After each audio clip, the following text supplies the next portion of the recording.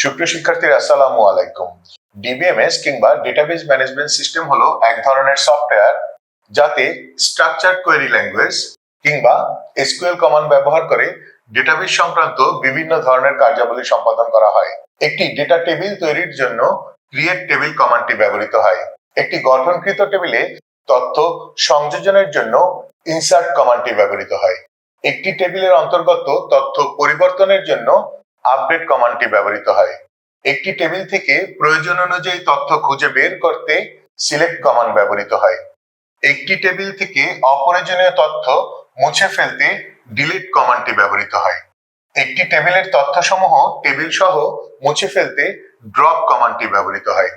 একটি টেবিলের গঠন পরিবর্তনের জন্য অল্টার কমান্ড ব্যবহৃত হয় এবং একটি টেবিলে ইন্ডেক্স তৈরির জন্য ক্রিয়েট ইন্ডেক্স কমান্ডটি ব্যবহৃত হয়। আশা করি এই কমান্ডগুলো থেকে এমসিকিউ পরীক্ষায় যদি কোনো প্রশ্ন আসে তাহলে তোমরা খুব সহজেই উত্তর দিতে পারবে।